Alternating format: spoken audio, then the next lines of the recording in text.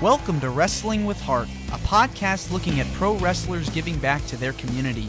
Join me, Stanley Carr, as I interview wrestling's hottest names who use their platforms as entertainers to raise awareness and do community service. Hello and welcome to another edition of Wrestling with Heart. This is the show where we talk with professional wrestlers and professional wrestling personalities about their lives in and outside of the ring, as well as doing acts of charity work, community service, volunteering, and spreading positivity. We're always about the positive vibes here on the show, and with me right now I've got a very special guest. You might remember her as a Nitro Girl from WCW. I'm pleased to welcome the one, the only, Tygress, aka Vanessa Wiley. Welcome to Wrestling with Heart. Thank you so much, Stanley. So happy to be here. All right, it's my pleasure. So where are you from? Originally from New York. Born and raised there for about 18 years and then moved to Atlanta, where I spent the majority of my life. And that's when I actually got into wrestling. And then since then, I moved to the Carolinas. So I've been in North Carolina now for about 5 to 6 years. Oh, wow. Okay, so you kind of moved all around the country. A little to see bit. different places, and incredible. So now, were you a fan of wrestling as a kid growing up before entering the business? I was. I remember my sister would come over. I must have been, I don't know, 6, 7, 8, 9, that time frame. Come over, and I think it was maybe then every Wednesday, a long time ago, so I can't really remember. But once a week, she would always come over and we watch wrestling together. So Jimmy Superfly Snuka was my favorite. I still have a doll of him.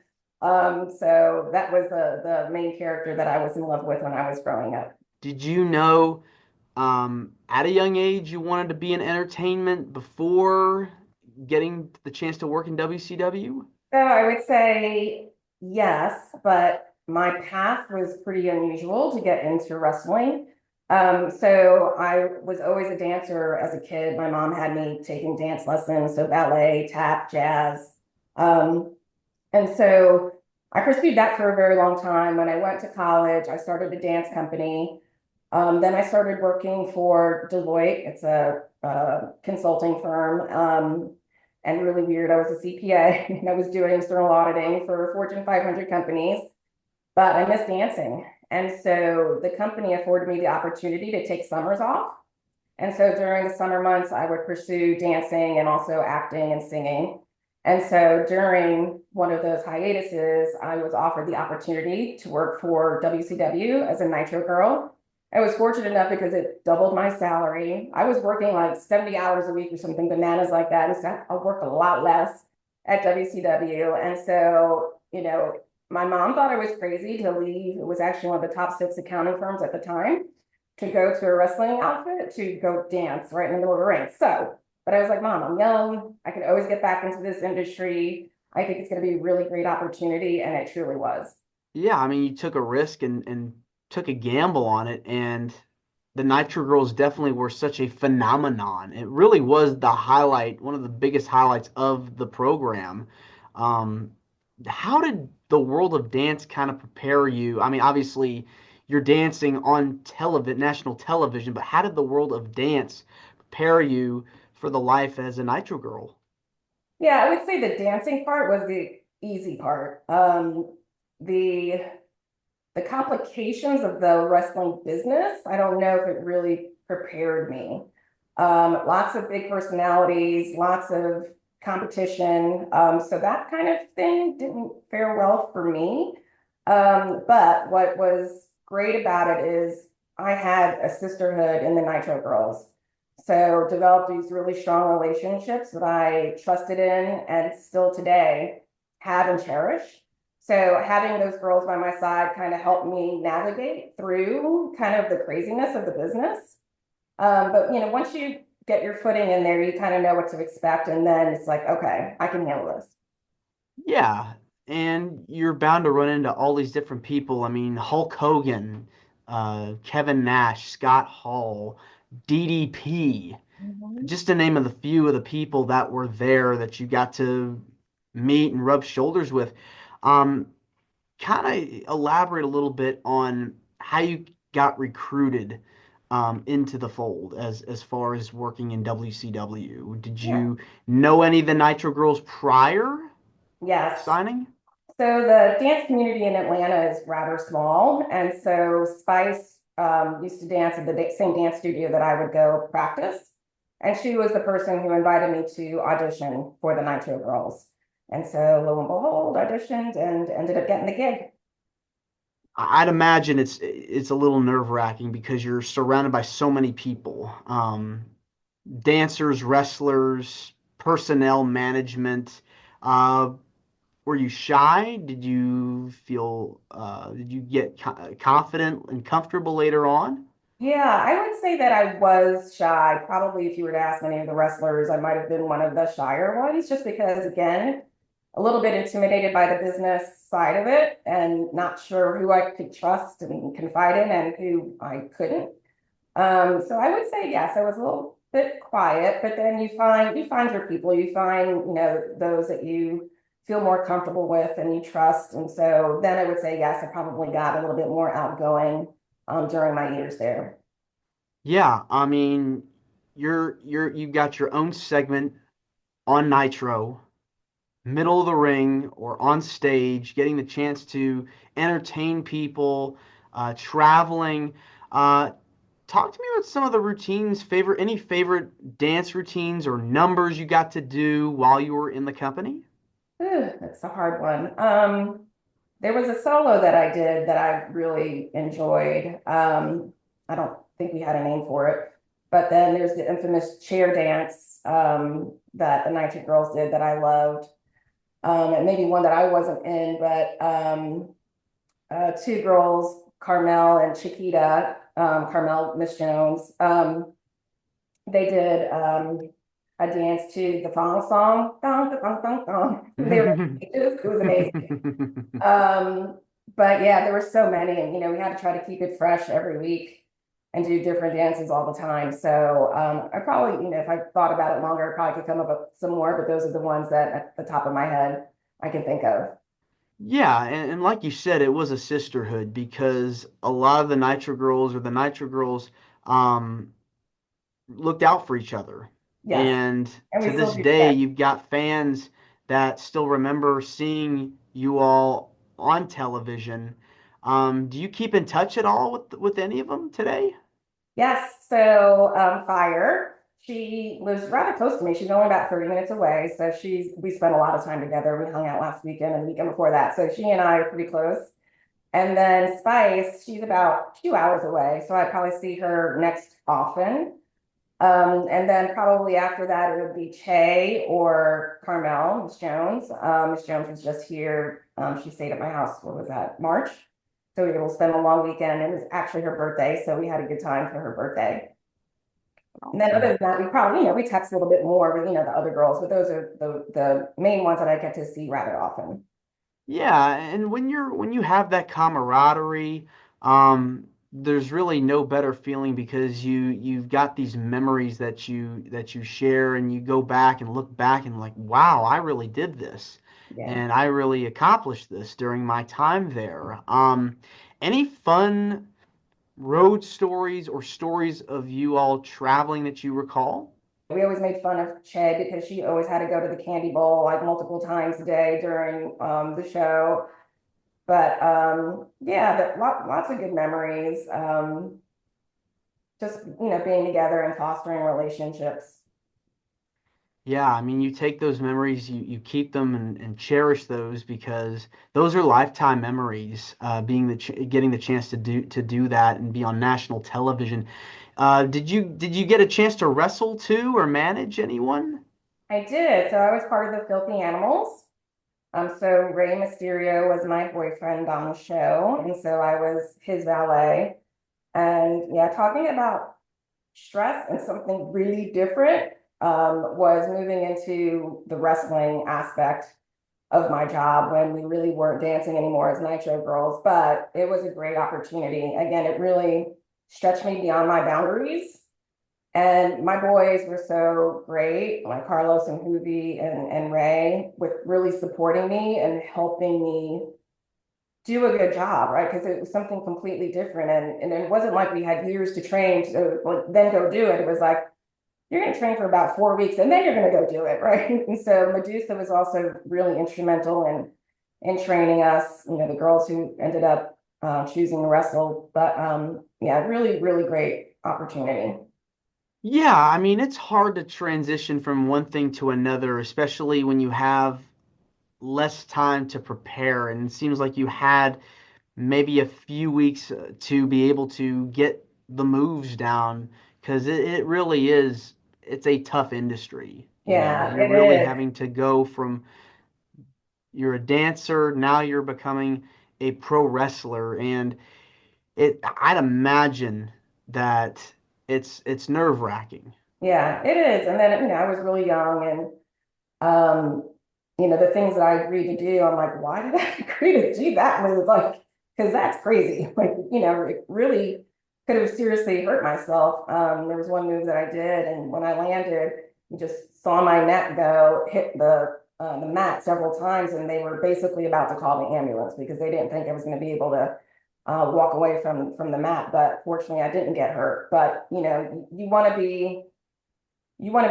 used in the ring, and you want the riders to feel like you're willing to give it a try. And so you basically sometimes will be like, I'll do it, I'll just go ahead and do it. But sometimes I'm not sure if it's the wise decision. You have to trust your instincts, Yeah, trust yeah, your guts to know this is the right move you're taking, and you're working with your partner. You have to trust them, and you have to be careful when you're doing it. that's right. Um, so outside of the Nitro Girls, any fun stories of interacting with some of the other talent backstage? uh, Let me see. This is such a long time ago to try to remember all of the different things that occurred. But yeah, I mean, I definitely would say, the majority of my time was spent with the girls versus the guys. I was engaged at the time. And so I was, again, probably trying to stay a little bit distant. But, like after the show, we would sometimes just go to bars together and hang out and just listen to music. And yeah, it was more of a collective family as opposed to, I can't really think of any specific stories. Yeah, I mean, it's all about those fun memories that you share with your friends, and it really is a close-knit group of people that you get to be around for so long, for years, for months. Now, how long were you with WCW? I was there for 4 years, from 98 to 2002. Okay, yeah, because they closed like right. I believe March of 2001 was when WWE bought out WCW. So That's right. it's yeah, it's a crazy time, because WCW was killing it. It was neck and neck with WWE, and all of a sudden, um, your life just changes because what am I going to do? Where am I going to go? Right. And the Yep. Nitro Girls were such a huge staple of programming. Yes. Yeah. It was devastating when we got the call that they were going to let us go. Then you just have to figure out what you're going to do next. And for a little bit, I stayed in the entertainment industry, acted, modeled, and also did some singing with the Nitro Girls, actually. And then after that, I got back into the accounting world and did that for quite some time. And so then I went into banking for about 17 years, and now I'm doing health and nutrition, which I've kind of found my passion in doing that.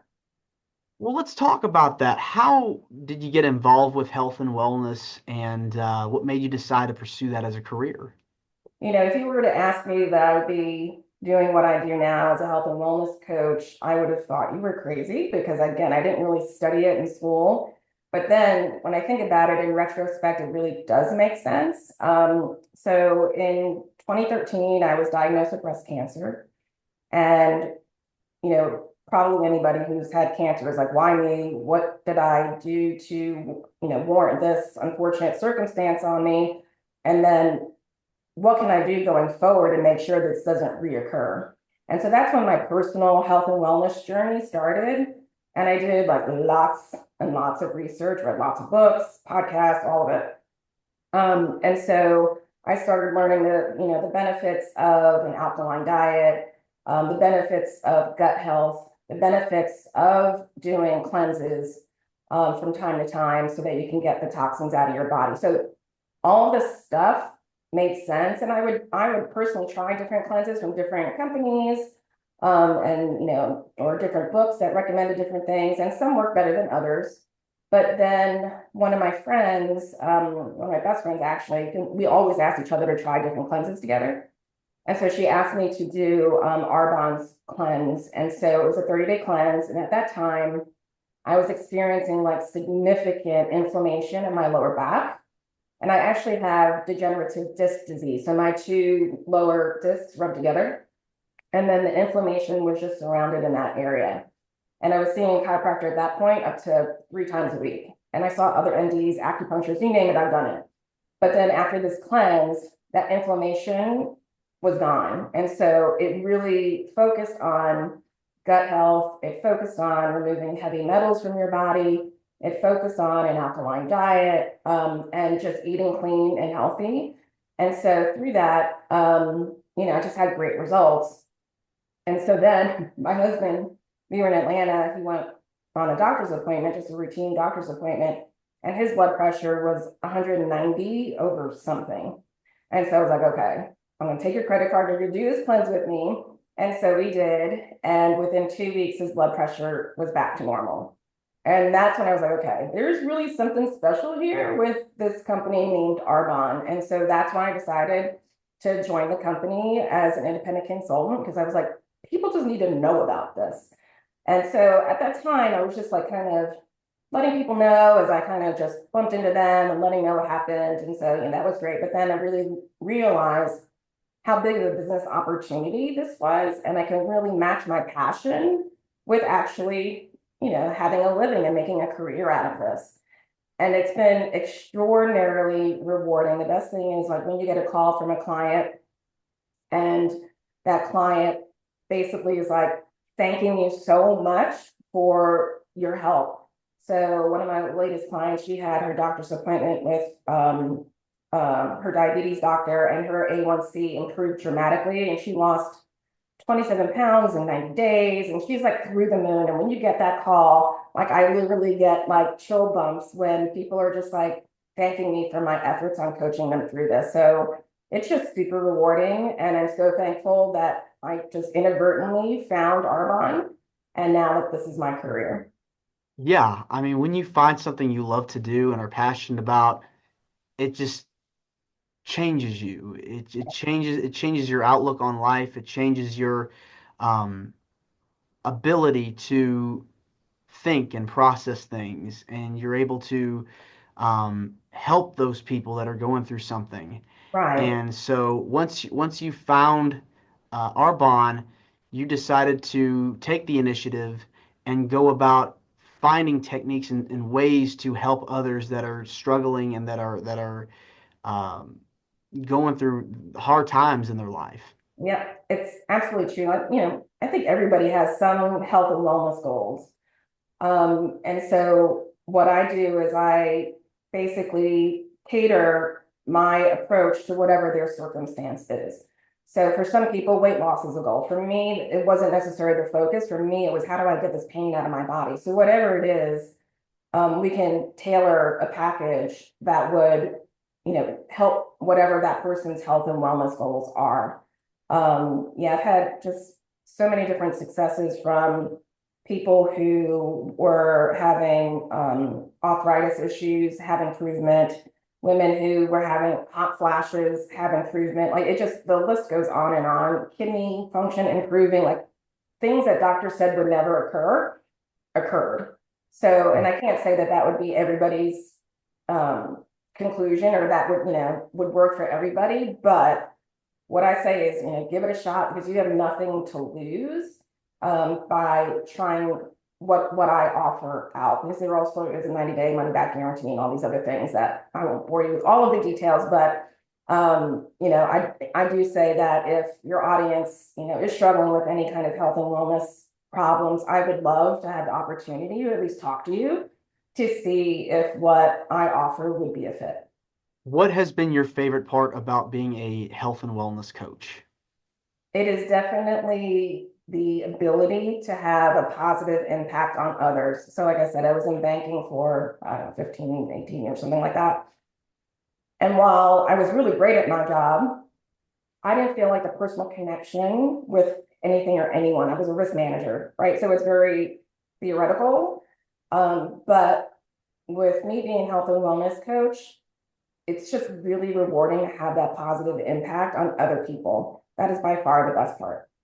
Yeah, you just don't know what other people are going through in their life, and you see so many people out there struggling and are trying to find those ways to recover from any illness or sickness. And the more people out there that are able to help those that are suffering, the Yeah. more healthy our society will be. And Yeah. so kudos to you for being able to find that passion and desire to want to help others. Thank you. I appreciate it. Yeah. Well, what is it about giving back and helping out in your community that gives you the most joy? It's the fact that people appreciate it, right? I think we're all here for a purpose. And I think the purpose is to give and to love and to help. And it's how do you find your passion in order to do that, right? And so just the fortunate opportunity of finding this company at a time when I was really looking to positively impact others is everything. Definitely is. Well, I know you mentioned earlier, you still keep in contact with the other Nitro girls. Years later, I know like a lot of fans go to these conventions, these wrestling conventions, and they get to run into their favorite superstars. Um, it's got to feel good to be able to hear messages from fans over the years that say, "Hey, you were my childhood," or "Hey, I loved watching you growing up." Um, Describe that feeling for me if you can. Yeah, no, it's amazing. And especially, so many years later and people still coming up to you. I was in Vegas actually at an Arbonne convention in a taxi, and the taxi guy looks at me and he's like, "You look really familiar. Did you used to be in the wrestling world?" And I was like, "Yeah, it's like this." It's like, "Oh my God." And he like knew all storylines, and he just kept going and going and going. It was just like really incredible. And and again, WCW was a blessing too, at a time. So, just to go back and to know that I really was entertaining to people and they appreciated what we did. It's just a really great feeling. It absolutely is. Well, Vanessa, this has been wonderful getting the chance to speak with you. I want to say thank you for coming on to Wrestling with Heart. It means a lot to me and to my listeners and viewers that are watching this on YouTube.